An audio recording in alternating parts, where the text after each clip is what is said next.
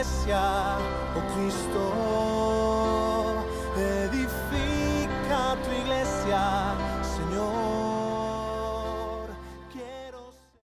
Creo que estamos ya todos y vamos a tener un tiempo ahora de realmente de seguir conversando sobre lo que hemos visto esta mañana. Y primero que nada quiero dar gracias a Dios realmente por la exposición de esta mañana. Yo creo que ha sido un tiempo de aprendizaje, pero más que nada de adoración al Señor por lo que hemos visto y aprendido de su palabra. Así que gracias Jairo, gracias Patricio por lo que han enseñado. Bien, si ustedes, hermanos, tienen preguntas, por favor, váyanlas escribiendo para que sean más concisos en lo que quieren preguntar y al final vamos a dar un tiempo para que ustedes también hagan preguntas. Pero déjenme comenzar con la charla de Jairo cuando hablamos de líderes. Jairo, parte del propósito de tener este intensivo, más que una conferencia, es un intensivo donde venimos a la IEG. Así que me gustaría, por así decirlo, abrir el telón de IAG y nos digas cómo la Iglesia Evangélica de la Gracia busca líderes y cómo en el día a día se ve esto y qué es lo que hacen proactivamente para estar buscando líderes en la iglesia. Bien, como comentaba al comienzo de la conversación esta mañana, de la charla, nosotros mismos estamos aprendiendo, ¿no?, de todos estos principios y evidentemente nuestro recorrido no es completo, o sea, necesitamos mejorar en muchos aspectos. Pero yo pienso que algo esencial es dar oportunidades a los hermanos. Sí. Nosotros, por la gracia del Señor, hemos visto que el Señor ha estado levantando personas alrededor nuestro de la iglesia que son capaces de enseñar con fidelidad la palabra del Señor y nos sorprende porque quizás no hemos sido tan intencionales como deberíamos serlo para que sucediera, pero el Señor lo hace. Y que podamos reconocerlo hoy es gracias a Él, ¿no? Entonces sí, hay que dar oportunidades, hay que dejar que los hermanos suban al púlpito, que prediquen la palabra. En algunas ocasiones damos la retroalimentación, no con la frecuencia que quisiéramos, ¿no?, porque realmente deberíamos después de cada predicación hacer la retroalimentación para que haya, digamos, la oportunidad precisa, ¿no? Quizás dejamos pasar demasiado tiempo en algunas ocasiones. Pero sí intentamos, digamos, darles a conocer a los hermanos algunos de los detalles que se pudieran mejorar, ¿no? Evidentemente hay cosas que nos ocurren a la mayoría de nosotros. Uno de ellos es, por ejemplo, el manejo del tiempo. Yo creo que es algo en lo cual fallamos mucho. En mi caso particular, confieso que me cuesta mucho manejar los tiempos de los sermones. Una de las críticas que recibo con mucha frecuencia es: el sermón ha estado demasiado largo. Entonces estoy aprendiendo yo mismo, aprendiendo a manejar un poco mejor los tiempos. Pero evidentemente hay hermanos que les cuesta igual, ¿no? O sea, les cuesta manejar el tiempo. Y entonces, ese es un proceso que hay que ir soltando la cuerda, como hablábamos hace un rato, dando oportunidades, corrigiendo, insistiendo, y seguro que vamos viendo estos resultados ahora mismo, ¿no? Tenemos hermanos que tenemos toda la confianza para decirle: hermano, vaya a predicar a Figueras, o venga a predicar a Tarraza, o vaya a Ripollet, y tenemos absolutamente confianza en ellos de que lo que van a enseñar es fiel a la palabra, ¿no? Y yo creo que esa parte de la confianza sí que que el Señor la ha puesto en nuestro corazón, ¿no? Y esto es vital, ¿no?, para la iglesia, porque esto nos abre muchas posibilidades, ¿no? No estamos restringidos a un par de predicadores, tenemos un ramillete precioso de hermanos que son capaces de abrir la Biblia y enseñarla con fidelidad, y en eso nos gozamos mucho. ¿Has sido pastor por cuánto tiempo? Realmente mi reconocimiento como pastor fue en el año febrero del 2010. O sea, ya llevamos 7 años. Y antes de eso estaba David, ¿sí? Entonces podría decirse que ustedes llevan 7 años con pluralidad de ancianos. Ahorita tienen 2. Cuéntanos un poco de tu experiencia. ¿Qué fue lo que ustedes hicieron para nombrarte a ti como anciano? ¿Cómo pueden los hermanos saber qué proceso llevar para llevar a otros líderes que tal vez ellos ya están observando, para llevarlos en esa dirección hacia tal vez que la iglesia los considere como ancianos? Bueno, quizás la primera parte del proceso, David sería el más indicado para comentarlo. Prácticamente comencé con la IEG a los 6 meses de haber iniciado el punto de misión, así que he tenido casi que toda la trayectoria de la IEG acompañándola. Y en esa primera parte de la trayectoria de la IEG, David tuvo confianza, esa confianza de la que hablamos esta mañana, en que yo enseñara, ¿sí? Y fuimos dando pasito a paso, ¿no? Evidentemente hubo también un reconocimiento de parte de la iglesia, ¿sí? De que había la confianza en que yo podía llegar a ser un pastor, ¿no? En particular yo nunca lo busqué, o sea, lo deseaba, pero nunca le comenté a David, oye, yo quiero ser pastor, esto nunca se lo dije. Pero él se acercó un día y me comentó, ¿no? Me dijo, él y algún otro hermano que estaban estudiando esa posibilidad, y evidentemente para mí fue una confirmación del Señor de que estaban puestos los ojos en ese ministerio para mí, ¿no? Luego el proceso pues que siguió, David entrevistó a mi familia completa, a mi esposa, a mis hijos. Ellos, ahí está uno de mis hijos, a él lo entrevistaron también. Ellos se preguntaron alguna vez, bueno, ¿y por qué David me está haciendo estas preguntas, no? Bueno, entrevistó a la familia para ver cómo era mi relación con ellos. Luego se abrió un proceso de, creo que fueron 4 meses, algo así, de preguntar a la iglesia, ¿sí? Bueno, hay esta posibilidad de que Jairo pueda ser nombrado como pastor, pero queremos antes escuchar la iglesia, ¿no? Entonces había una pausa allí para esperar comentarios de los hermanos. Nunca me contaron cuáles fueron los comentarios, no lo supe. Sigue siendo secreto. Pero bueno, después de esos meses se confirmó de parte de la iglesia también el llamado, y entonces se hizo la ordenación, ¿no? Se hizo la ordenación. Creo que fue un 14 de febrero del 2010. Celebrando el Día del Amor. Sí. Patricio, todavía estamos en el tema del liderazgo, pero me interesaría saber cómo es el proceso en su iglesia en Palma. Sé que ustedes tienen un poco más de ancianos en su iglesia, pero ¿el proceso es similar al que tienen aquí? ¿Es diferente o en qué varía? Sí, yo creo que es bastante similar, partiendo de la observación, como bien Jairo ha enseñado. Allí en Palma, gracias a Dios, hoy somos cuatro ancianos, y el primer paso yo creo que es observar, darse cuenta de quién ya está mostrando esas facultades, ese interés. Y a partir de ahí, poquito a poco, el Señor va confirmando ese llamado. La Iglesia cada vez ve con más claridad que esa persona puede ser un pastor, y es ahí cuando los ancianos consideran a esa persona y la presentan a la Iglesia para que sea ordenada oficialmente. Pero sí, yo creo que algo muy importante es que de manera natural se vea a ese líder ya desde antes. Debe pasar un tiempo, un par de años incluso o más, donde esa persona de forma natural ya está desarrollando su pastorado sin ser pastor todavía. Es algo muy interesante porque Jairo hablaba de identificar ancianos, es una palabra que usaste a menudo en tu charla. Nuestro trabajo entonces como pastores no es nada más nombrar ancianos, más que nada es identificar a los que Dios nos da como ancianos, ¿sí?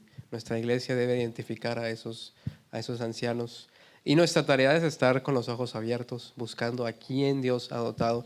Es lo que dice Patricio, que es de suma importancia. Queremos buscar a aquellos pastores que ya están pastoreando sin ser pastores, ¿sí? Aquellos que ya están pastoreando sin tener el título de pastor, o aquellos que no buscan el título nada más por tener un título más de respeto, ¿ya? Hay una frase de Paul Tripp que a mí me gusta, que él dice que los líderes pecadores, es decir, todos nosotros, líderes pecadores, tenemos la tendencia de establecer él le llama un reino claustrofóbico de solamente una persona, ¿sí? Que nada más queremos nuestro reino donde yo nada más soy el jefe y nuestra tendencia es siempre que la gente haga lo que queremos decir. ¿Cómo podemos luchar contra esa tentación en nuestros corazones? Jairo, Patricio. ¿Cómo luchar con la tentación de querer ser el protagonista y en lugar de delegar como veíamos en la charla de Jairo? Bueno, realmente voy a responder con parte de la charla que tenía prevista para esta tarde, que iba a tocar un punto de la pluralidad de ancianos. Creo que en primer lugar hay que fijarnos en lo que dice la palabra. ¿Sí? Si nosotros somos cristianos es porque queremos seguir las indicaciones que el Señor nos ha revelado en su palabra, y la palabra es muy clara en mencionar la pluralidad del liderazgo. Y esto es sobre todo una salvaguarda para cada uno de nosotros. Nuestro corazón es engañoso, dice la palabra, y así es. Nuestro corazón nos engaña muy fácilmente, muy rápidamente. Podemos intentar ser los papas, ¿no?, de la iglesia y construir alrededor de esa figura toda una estructura eclesial que nos rinda honor a nosotros. Porque la naturaleza rebelde del corazón tiende a eso, ¿no? O sea, es una tendencia que nosotros tenemos que cuidarla en nuestro corazón. Y ese cuidado implica tener pares con la misma nivel de autoridad a quien debamos rendirle cuentas. El pastor tiene que rendir cuentas a otro pastor, ser pastoreado por ese otro pastor. Y eso indudablemente la única forma de lograrlo es que haya pluralidad en la iglesia. Sí, yo también creo que hay una cuestión de pura estadística y de números, y es que nos tenemos que dar cuenta que simplemente es inviable que una persona sea capaz de pastorear a 50 o a 100. Es un mito, o sea, no es viable simplemente. Y debemos tener la humildad de reconocer eso, darnos cuenta que es imposible que algo funcione de esa manera. Tristemente, España todavía está muy atrás en eso, pero gracias a Dios creo que se van dando pasos en esa dirección. Y lo otro es que, Jairo ya ha mencionado que estamos aquí de paso y verdaderamente tenemos que bajarnos un poco del burro y darnos cuenta de que ni mucho menos somos indispensables. Nosotros creemos que la Iglesia está alzada gracias a nuestro esfuerzo o nuestro subconsciente nos dice eso, pero estamos muy equivocados. Tú te podrías morir hoy y el Señor va a poner otro en tu lugar. Entonces, creo que tenemos que darnos cuenta que no somos nosotros, no es nuestro negocio, es el negocio del Señor, y eso nos tiene que llevar a desprendernos y a delegar cada vez más. Pablo le decía a Timoteo que nuestra tarea es encontrar a hombres que sean idóneos también para enseñar a otros. Así que, hermanos, yo les sugiero que si ustedes son un solo pastor en su iglesia, tomen esto como un mandamiento bíblico. Su tarea como pastores, y nuestra tarea como pastores, es siempre estar con los ojos abiertos para entrenar a otros y que ellos puedan entrenar a otros, y así el ministerio se puede multiplicar y podemos colaborar juntos con mayor perseverancia y con mayor fidelidad. Peter, ¿tienes alguna pregunta? Bueno, estoy pensando, reflexionando, y atrás de cada hombre, cada pastor, estamos su mujer. Hemos hablado mucho de las características que deben ser ese hombre. Estoy pensando, ¿qué podemos hacer en la iglesia local para ayudar a esos hombres a cultivar la relación de su mujer, preparar a ella para ser una mujer idónea que pueden discipular a otras mujeres? Porque realmente en el matrimonio deben reflejar la unidad. Entonces, ¿qué se puede hacer en la iglesia para apoyar a los pastores, los ancianos, en el desarrollo de su relación matrimonial, para que los dos lados estén sirviendo al Señor?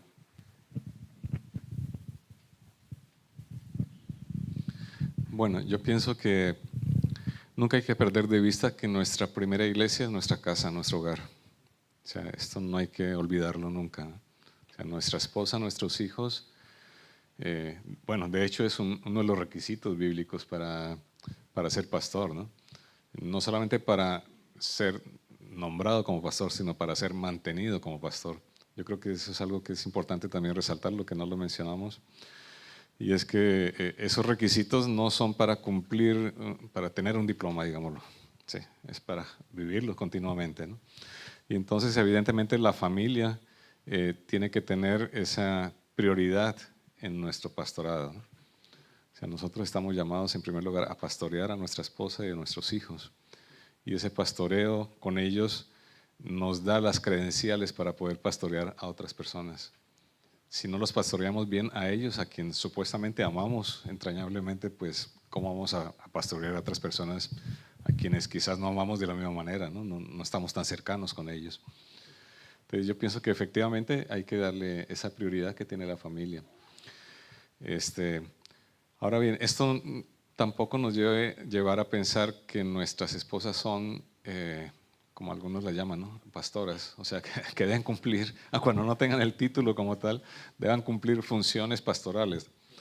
Deben ser ejemplares para sus hijos, sobre todo, deben ser ejemplares para ellos, deben ser nuestras consejeras, a quienes podamos acudir para buscar de ella también las opiniones. Deben ser las personas que quizás están cerca de nosotros para aconsejar a otras mujeres. Sí, esa es quizás una recomendación muy importante para los pastores, no aconsejar solos a mujeres. Es muy importante. Dice alguno que hay las 3 Fs que son las fallas del pastor, ¿no? Las faldas, las finanzas y la fama.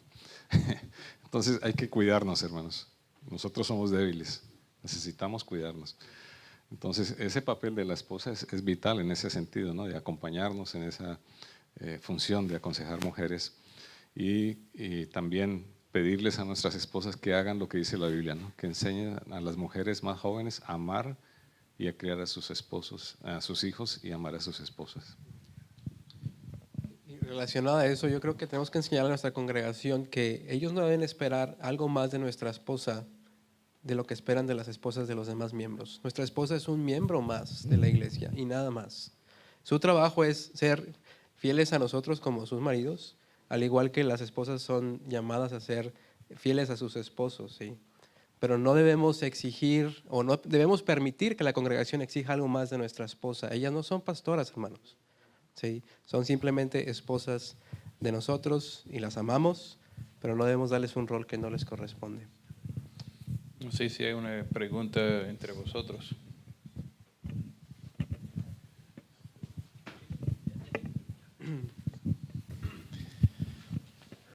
En cuanto a este tema, los otros, porque tengo una de cada casi. Estamos todavía en liderazgo. Ya. Pues entonces tengo 2. Ok. La primera en cuanto al cuarto punto de la charla de Jairo, que era dedicarle tiempo. Igual a algunos también les pasa, pastores que por motivos de falta de recursos, membresía limitada, se ven obligados a tener trabajos seculares 8 o 9 horas al día, luego dedicar otro tiempo a la iglesia. Y claro, sabemos el tiempo que conlleva a preparar un sermón, preparar un estudio bíblico, aconsejar. Si aparte tengo que dedicarle mucho tiempo para echar un vistazo, acompañar a futuros líderes o ancianos, en la situación de estos que tenemos el tiempo para la iglesia más limitado porque no nos dedicamos a tiempo completo, ¿de dónde sacamos todo el tiempo que necesitamos para hacer las cosas correctamente y no hacer una chapuza porque solo tengo 4 horas para encontrar un líder, preparar un sermón, ir al culto y todo? Y a veces te ves con las manos atadas, quieres desarrollar más, pero el tiempo es más limitado. Entonces, quien más recursos tiene mucha más facilidad de desarrollarse que los que empiezan con menos recursos. Igual apoyos externos o cómo podemos encontrar una vía de ayuda para poder desarrollarnos y mañana ser un ministerio más estructurado, más potencial, y empezando con esas limitaciones de tiempo, recursos que podemos tener. Sí, evidentemente esa es una de las grandes dificultades que hay cuando se comienza con una iglesia, ¿no? Que evidentemente hay que trabajar para ganar el sustento y poder mantener la familia. Pero creo yo que hay formas de encontrar puntos estratégicos en los cuales poder ir identificando a aquellas personas. Realmente nosotros no formamos a los pastores, ¿sí? Los pastores los forma el Señor y nosotros lo que hacemos es identificar a aquellas personas que comienzan a ejercer ese pastorado, aun cuando sea incipientemente, ¿no? Sí debemos acompañarlos porque podemos ir corrigiendo, ¿sí? Podemos ir modelando para esas personas la función pastoral. Y en ese sentido creo que sí podemos encontrar espacios en donde podamos hacerlo. Es más, debemos hacerlo, ¿sí? Quizás debemos sacrificar otras cosas dentro de la función de la iglesia, quizás quitar alguna reunión, quitar algún programa especial, con tal de poder brindar esos espacios para acompañar a personas que están emergiendo como posibles líderes, ¿no? Es tan fácil como, por ejemplo, invitarlo a que me acompañe a hacer la compra, ¿no? Estamos haciendo la compra, pero allí yo estoy intencionado en proveerle un modelo a esa persona, ¿no? ¿Sí? Mark Derby da un ejemplo al respecto. Él dice, mi mujer me pone aquí una lista de la compra y cuando la voy a hacer, pues me encuentro que me pone 1 kilo de tomates, pero no me dice si es tomate de este, de aquel y de este otro. No sé si les ha pasado lo mismo, ¿no? Entonces, en esas discusiones uno puede también venir con esta persona para aprender, para que la persona aprenda un poco de esas situaciones cotidianas del día a día, ¿no? No necesariamente son cosas absolutamente doctrinales, ni que tengamos que abrir la Biblia cuando vamos en el metro, cosas así, ¿no? Que a veces pensamos que tiene que ser algo demasiado elaborado para poder enseñar a las personas. No, es que nos vean cómo actuamos, ¿no? La vida juntos, sí, es esto. Entonces no hace falta tampoco sacrificar más tiempo de lo que podemos, ¿no? No podemos pedirle 25 horas al día, ¿no? Están las 24. Pero sí podemos ir restringiendo algunas cosas que quizás nos puedan estar quitando tiempo y que son actividades que se pueden aplazar para luego con tal de buscar esos espacios con los hermanos. Creo que también se puede aprovechar cosas que está haciendo. Invitarle a comer, tiene que comer, entonces invite a comer y mire cómo se relaciona con sus hijos. Entonces cuando termina la comida, que le acompañe a lavar los platos. Está enseñándole cómo servir. Y también invitarle a ayudarle a preparar el sermón. Entonces, mientras que está preparando el sermón, que se acompañe, los dos piensen, ¿qué te parece? Buscar maneras en lo que está haciendo, de involucrarle y quizás la calidad no va a ser como tú quieres, pero está añadiendo tiempo, invirtiendo y creo que otro punto que dijo Jairo es que hay que tener confianza. En que tal vez no va a ser exactamente como tú quieres, pero darle chance de salir su propia creatividad. Vamos a pasar a la charla de Patricio y al final vamos a dejar que hagan preguntas de ambas sesiones. Patricio, tú hablas de la comunidad que es atrayente, sobrenaturalmente atrayente. Nuestra tendencia tal vez como cristianos es buscar amistades que sean afines como nosotros. Si tengo 50 años y tengo hijos, voy a buscar a alguien tal vez en esa misma situación. Pero ¿cómo podemos buscar esas amistades, o sea, ese discipulado, esas relaciones que tú mencionabas, que solamente pueden suceder a causa del Evangelio? ¿Qué podemos hacer nosotros como iglesia para encontrar amistades, relaciones que fuera del Evangelio no sucederían?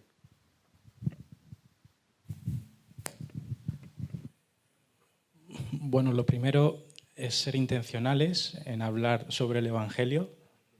Creo que ya que el Evangelio es nuestro tesoro, eso debería estar siempre presente en nuestras conversaciones de una manera intencional. También es verdad que el hecho de tener cosas en común, aparte del Evangelio, no es necesariamente malo. Pues que los varones nos vayamos a tal sitio, no estamos diciendo nada de eso, de que eso sea malo. El problema es cuando eso se convierte en el fundamento del nexo de la vida de la Iglesia. Entonces, dado que el Evangelio es nuestro tesoro, yo creo que deberíamos aprovechar cada oportunidad para hablar del Evangelio y tratar cualquier asunto llevándolo a la luz del Evangelio. De esa manera, cada miembro va a ir centralizando su mente y su corazón cada vez más en el Evangelio, y la unión nuestra va a ser cada vez más fuerte. Entonces, creo que ser intencionados es muy importante. Como se suele decir también en el ministerio de Neymar, cuando termina el sermón, pues hablemos del sermón, ¿no? No demos las cosas por sentado, saquemos el tema y construyamos una mentalidad evangeliocéntrica en la Iglesia. Sí, escuchaba en una de las charlas que se dieron en Capitol Hill, justamente hablando del tema de qué es lo que motiva a los hermanos a sumarse a un grupo, ¿no? Y entonces la persona que estaba dando la conferencia decía, normalmente nosotros no creamos grupos por afinidades, por ejemplo, de edades, ¿sí? O un grupo de parejas jóvenes, por ejemplo, salvo algunas excepciones y temporalmente, porque no queremos construir en la iglesia la idea de que lo que nos une es la afinidad X, ¿sí? La edad o el tener hijos pequeños, sino que lo que nos une sea el Evangelio. Sí. Entonces, es verdad que tampoco podemos eliminar todas las posibilidades de que los jóvenes se reúnan, por ejemplo, pero debe prevalecer el hecho de que nos unimos porque tenemos la misma sangre, o sea, somos hermanos, pertenecemos al Salvador, y eso es lo que produce unidad, porque lo demás también el mundo lo hace, ¿no? Los jóvenes se reúnen en sus clubes, las mujeres también, en hacer sus cosas, pero en la iglesia lo que nos une es el Evangelio, ¿no? Entonces no perder de vista esto. Yo vivo en Austin, en Texas, y en Texas están de moda ahora lo que se llaman las cowboy churches, que son las iglesias de vaqueros. Y yo me pregunto realmente, no es que yo creo que son creyentes, que aman al Señor y que predican el Evangelio, pero yo me pregunto, ¿qué glorifica más al Señor? ¿Una iglesia de vaqueros que todos tienen las mismas preferencias y los mismos gustos? ¿O una iglesia de vaqueros e indios adorando juntos? ¿Sí? Donde antiguos enemigos que no tenían nada en común, de hecho tenían odio mutuo, se pueden reunir y adorar al mismo Dios. Yo creo que cuando leemos Efesios 3 y vemos que la multiforme sabiduría de Dios se manifiesta a las naciones y habla del gentil y del judío, ya no hay gentil, ya no hay judío, ya no hay hombre, ya no hay mujer, se refiere a que los antiguos enemigos, ahora gracias al Evangelio, esas relaciones que solamente pueden suceder a través del Evangelio, en la iglesia deben ser reflejadas. Así que, como decía Patricio, no estamos en contra para nada en que se hagan grupos de afinidad, pero eso no puede ser nuestra base. Eso no puede ser el fundamento de nuestra comunidad que atrae. Debe ser algo diferente, algo supernatural, como decía Patricio. Peter, ¿tienes alguna pregunta? Una pregunta. En nuestra iglesia, mejor se puede notar que la gente que llega tiene la costumbre de sentar en el mismo sitio, hablar con las mismas personas, conversar con las mismas personas. En el club de jóvenes, los jóvenes tienen la tendencia de dos sientan juntos, los otros se conversan. ¿Qué pasaría en nuestra iglesia? ¿O qué tenemos que hacer para que el evangelio cambie el chip? Que los que normalmente no conversan con esta persona se pueden dar la sorpresa, preguntarle cómo está su familia, cómo ha sido su semana. Cuando hay una persona en la iglesia que un abogado y, como dice uno que trabaja vendiendo periódicos, ¿qué se pueden hacer que muestre entre los dos que no hay diferencia entre el abogado y que vende periódicos en la calle? Entonces, ¿qué podemos hacer en la iglesia para que ese evangelio cambie nuestro chip de cambiar la manera en que interactuamos en la iglesia? Yo creo que en primer lugar es obediencia a la Gran Comisión, porque debemos ser proactivos y enseñar a los miembros a ser proactivos. Jesús nos dice, id y haced discípulos. eso nos está hablando también de que nosotros debemos ir a ese ejecutivo que no habla mi idioma y yo debo acercarme a él y hacer y también aportar para que él crezca en el Señor. Entonces, en el momento que todos nos damos cuenta de que cada uno de los miembros tiene la responsabilidad no de esperar, sino de ir dentro de la iglesia, dentro de la congregación, pues entonces esas relaciones se van a empezar a desarrollar, se van a empezar a romper los muros y es una cuestión de obediencia.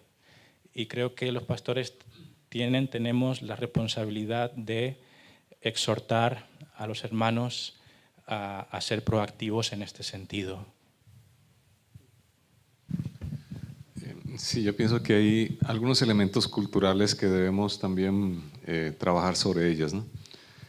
En países como este, donde hay mucha inmigración de Latinoamérica, por ejemplo, es muy natural que los colombianos se unen con los colombianos, que los ecuatorianos con los ecuatorianos. No sé si eso se percibe en las iglesias vuestras, pero hay que intentar romper con eso, ¿no? Eso ocurre también lo vemos en el mundo, ¿no? Los chinos nunca se mezclan con otros, sino con los chinos, ¿no? Porque se sienten muy a gusto. Esa es la palabra, ¿no? Y hay que romper la comodidad. Estamos muy cómodos hablando y comiendo la misma comida que comemos en nuestros países y nos sentimos incómodos cuando estamos en otro contexto, ¿no? En otro ambiente. Entonces yo creo que hay que trabajar en ir rompiendo esas comodidades, haciendo que las personas se puedan unir con personas que no son de su país, que no son de sus edades. Y en ese sentido, yo estoy encargado ahora de hacer como las entrevistas para la membresía, ¿no? De la iglesia. Y yo les estoy insistiendo mucho a los hermanos que entiendan correctamente qué significa ser miembro de la iglesia. Ser miembro de la iglesia es servir a toda la iglesia, no es servir a una sola parte de la iglesia, ¿no? Eso implica tener la intencionalidad de acercarse a personas para discipularlos. Por ejemplo, yo le digo a una pareja de 30 años, por ejemplo, le digo, busca a chicos de 14, 15 años que necesitan un consejo, necesitan orientación, necesitan que alguien les pregunte cómo te encuentras, ¿sí? O a un joven que está en el grupo de jóvenes que no necesariamente yo soy joven, pero me debo acercar a él. Es ir rompiendo esos esquemas mentales que traemos por nuestra propia cultura de que no me puedo asociar sino con personas que tengan mi misma edad o que tengan las edades de sus hijos sean las mismas de los míos o cosas por el estilo que no son lo que nos une como iglesia, ¿no? Yo me he percatado que son esas relaciones las que buscamos intencionalmente, aquellos que no tienen tal vez nada en común con nosotros aparte del Evangelio. Son esas amistades, esas relaciones las que nos forman más como creyentes. La razón es sencilla. ¿Qué creen que va a pasar a ustedes si yo me reúno con tal vez un anciano de 80 años que es de otro país, tal vez habla otro idioma, batallamos para comunicarnos, no tenemos absolutamente nada en común? ¿De qué creen que vamos a hablar? Del Señor, exactamente. Que si yo me junto con alguien de mi edad, que tal vez de mi país, ¿de qué vamos a hablar? Del fútbol, de la política y también de Cristo. Pero con la otra relación solamente voy a tener conversaciones que me van a estar edificando. Ambas son buenas, pero debemos de buscar aquellas que nos ayuden a estar creciendo en el Señor. Voy a contar una anécdota que tiene que ver con mi hijo, que estuvo viviendo un tiempo en Niza, en Francia. Y fuimos un día a visitarlo, un fin de semana. Entonces estuvimos en la iglesia en la cual él se congregaba, que era una iglesia que hablaba inglés. Mi esposa, yo un poquito más, pero mi esposa no habla para nada inglés. Y estuvimos allí después del culto y ella se perdió, mi mujer se perdió. Y luego nos volvimos a encontrar otra vez a la salida de la iglesia y le preguntamos, bueno, ¿y qué hiciste? No, mira, me puse a hablar con la esposa del pastor. ¿Cómo? Si ella no habla sino inglés y tú no hablas sino castellano. Dice, mira, tienen tantos hijos, son de tales edades, ellos están estudiando en tal escuela. O sea, me contó toda la historia de la esposa del pastor, aun cuando no hablaban el idioma. Entonces, es increíble la capacidad que tienen las mujeres, mucho más desarrolladas que las nuestras, para entablar amistades, ¿no? Entablar relaciones. Mi hijo se ríe porque sabe que es verdad, ¿no? Cómo ella logró establecer esa conversación. Y yo creo que debemos aprender de ellas estos aspectos. Ellas son mucho más proclives a relacionarse que nosotros. Nosotros, no sé, quizás por nuestro propio orgullo, nos encerramos, nos enfrascamos mucho en nosotros mismos. Ellas se abren mucho más, ¿no? Para hablar con otras personas. Y debemos aprender de ellas eso. Peter, ¿una pregunta? Ok, abrimos entonces el micrófono para los hermanos y si la recuerdas, la haces, Peter. Tenemos como unos 15 minutos tal vez para preguntas y respuestas. Hola, sí, quería comentar un poco acerca de lo que ha compartido el hermano Patricio, que me ha parecido muy bueno. Que has dicho, puede haber algo más atractivo. Bueno, que yo entiendo que es el amor de Dios, que implica por tanto el perdón, nuestro perdón. Pero yo creo que, bueno, es una realidad que el amor de Dios es algo muy profundo y es muy amplio. Y ciertamente el perdón, o nuestro perdón, es algo medular en la historia salvífica y en el Evangelio. Pero ciertamente hay diferentes personas en la sociedad y diferentes medios de acercarnos a ellas. Entonces, bueno, es como un comentario pregunta y tiene que ver con esta realidad, por no decir concepto, que es el amor de Dios, una realidad muy amplia, que, por ejemplo, se puede extender y muchas iglesias, lo digo por experiencia personal, no desarrollan, por ejemplo, o no tratan de ampliar esta realidad del amor de Dios a cuestiones como, por ejemplo, lo social, lo civil, lo intelectual, lo moral, dentro de nuestra sociedad. Entonces, por eso una iglesia muchas veces no es relevante para su entorno inmediato porque no se interesa por las necesidades sociales de las personas que están a su alrededor. Obviamente para llevarlos al núcleo, que es el perdón de Dios, su amor en el perdón. Y creo que muchas iglesias carecen de eso. ¿Cómo hacer ver a las iglesias o a los pastores, o cómo poder desarrollar estas áreas para manifestar el amor de Dios y ser iglesias relevantes, ser iglesias atractivas, porque muchas veces el trabajo que la iglesia local no hace, lo hace una ONG compuesta por ateos, ayuda social, psicológica, etc. Y si se preocupan por alcanzar, por ejemplo, a jóvenes universitarios. Ahí en Terraza tenemos una universidad muy cerca. Jóvenes universitarios que vienen de Latinoamérica, de otras partes de Europa, a estudiar. Y nos hemos topado con una chica que ha venido, por ejemplo, de México. Yo le he preguntado cómo llegaste a la iglesia. La busqué por internet.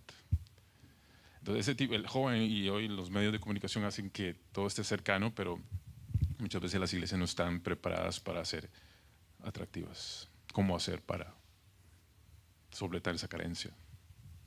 Gracias. Bueno, yo diría que lo que va a ser atractivo para el plan de Dios y para crear a la Iglesia nunca dejará de ser el Evangelio de la cruz. Eso debe estar muy claro porque el Evangelio es lo único que va a atraer a la Iglesia. Y punto, ¿no? Eso, Dios tiene un plan de salvación, llama a sus hijos a través del Evangelio. Si las personas no se sienten atraídas por ese mensaje, ¿qué vamos a hacer? Y las que sí se sientan, pues son las llamadas. Al margen de eso, creo que la Iglesia tiene un papel en la sociedad, con lo cual hay que ser bastante cuidadoso, no es un tema tan sencillo, pero yo creo que debemos ser fieles allí donde el Señor nos ha puesto. Cuando hablamos de hacer obra social, por ejemplo, pues eso es un tanto relativo, porque cada uno allí donde está también puede hacer obra social. Tenemos unos recursos que también son limitados. No podemos, creo, pensar que, y creo que no lo pensamos, ¿no?, que la obra social sea la clave de la atracción, porque es evidente que muchas personas son atraídas por los panes y los peces y después se van de la iglesia. Entonces, este tipo de pensamientos pueden ser útiles. Sí, yo pienso que la misión que el Señor ha encomendado a la iglesia es anunciar su evangelio. Y ya está. Es verdad que existen ONGs que atienden temas sociales, temas como los que tú comentabas, ¿no? La iglesia no está llamada a eso. Es mi punto de vista. No vamos a ser atractivos porque ofrezcamos alimentos a los pobres o porque tengamos un ropero para personas que no tengan ropa. Esto es una función que cada uno de nosotros como cristianos deberíamos hacer. Esas buenas obras que el Señor pone delante nuestro, ¿no? Pero como estructura eclesial no es nuestra misión. No es nuestra misión.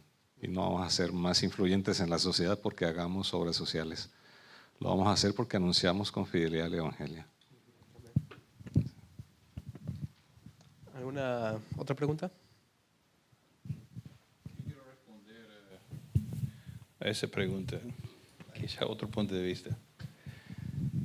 Yo pienso que Jesús hablaba de grupo de 3, el grupo de 12, el grupo de 70 y grupo de miles. Entonces, yo creo que hay momentos en que hay que reunir los células, los grupos caseros, y ir a la comunidad y hacer algo. Pero el motivo sería el Evangelio. Entonces, en la manera en que la comunidad ve cómo esa iglesia se relaciona con un abogado al lado de un chino, donde hay un de gitano, con uno de Marruecos, reflejando a Cristo, haciendo algo en la comunidad, ese es viviendo el Evangelio. Entonces hay momentos, ese no va a ser el enfoque, pero no es malo. Entonces en nuestra comunidad,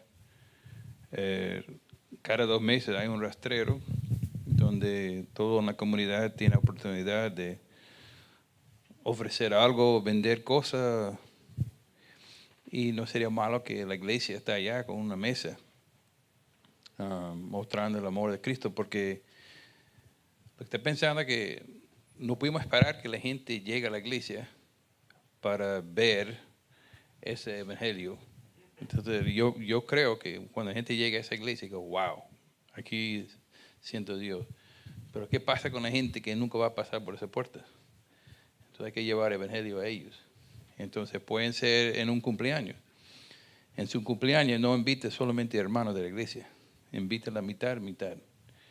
Entonces los compañeros de trabajo con quien canten el coro. Entonces así, en mi cumpleaños mi mujer, invité la mitad de coro, la mitad de una tercera parte de clase de inglés y los hermanos de la iglesia. Entonces así ellos tenían oportunidad de ver cómo los hermanos interactúan.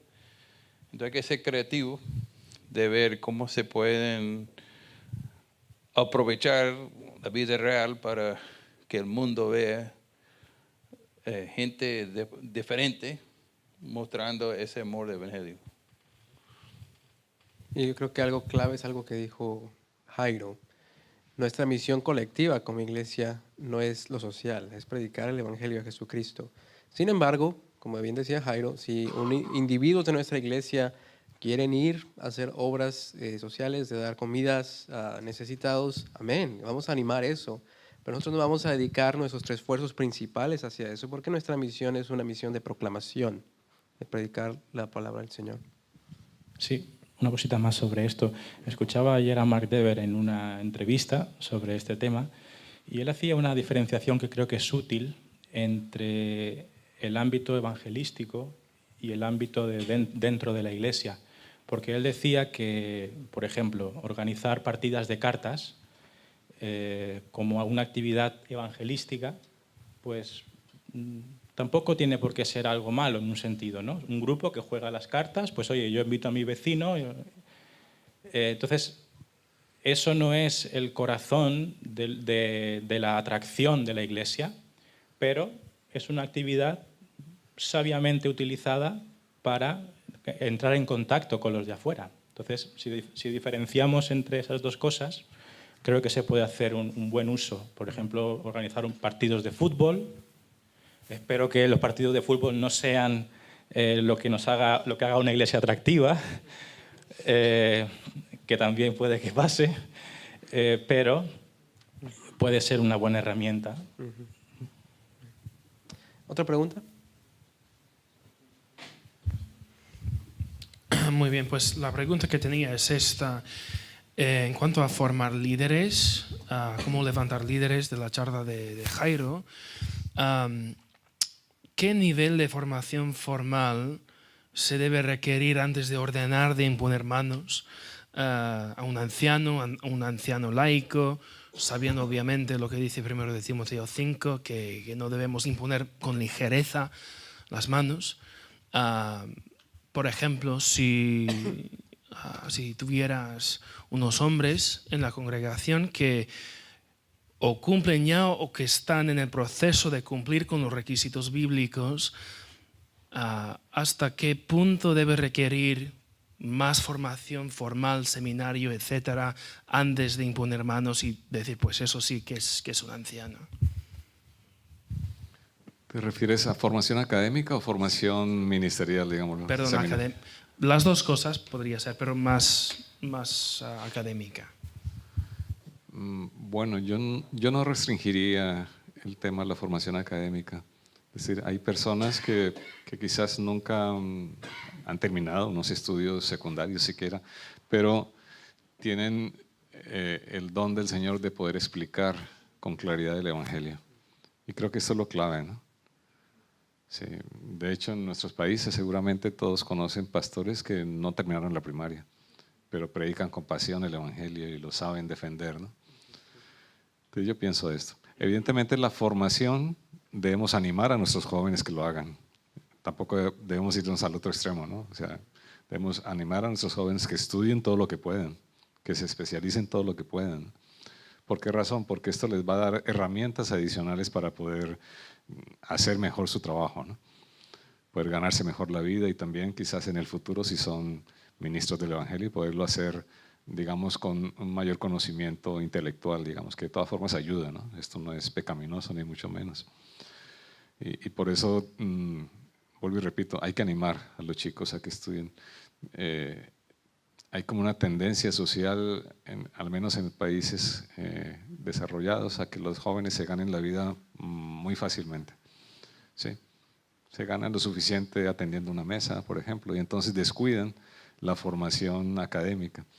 Y esto creo que hay que combatirlo un poco en nuestras iglesias, porque eso está denotando un poco de pereza, un poco de desidia con respecto a las posibilidades que tienen, ¿no?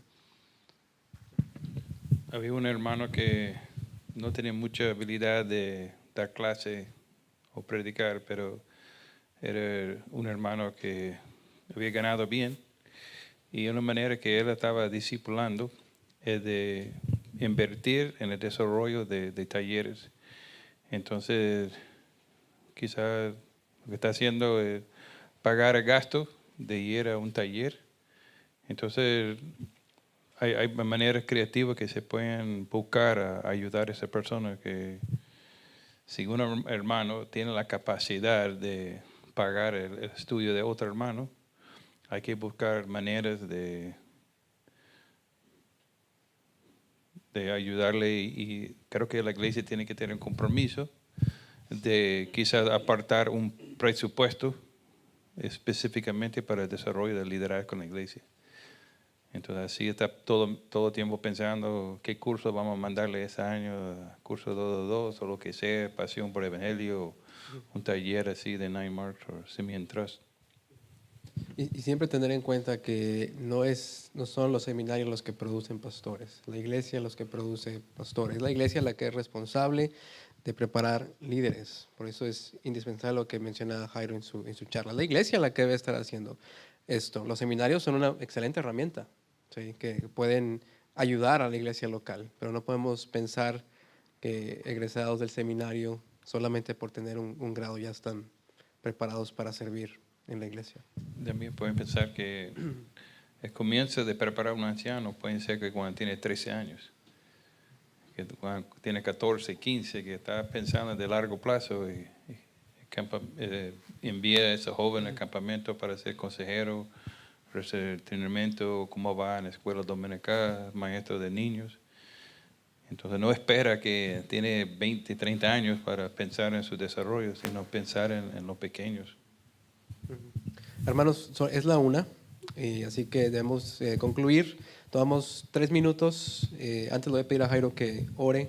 Después tomamos 3, 4 minutos para ir al baño, regresar y damos el paso a nuestro hermano David. Bueno, oremos al Señor. Padre, una vez más, agradecerte, Señor, que tú nos concedes a la luz de tu palabra entender, Señor, estos principios, Señor, que nos llevan a doblegarnos delante de ti, Señor, sabiendo que tú eres el dueño de la iglesia, que tú eres quien levanta los pastores, los líderes de las iglesias, Señor, que dependemos completamente de ti y que podemos confiar plenamente en tu gracia, en tu fidelidad, Señor, y en la construcción que tú estás haciendo.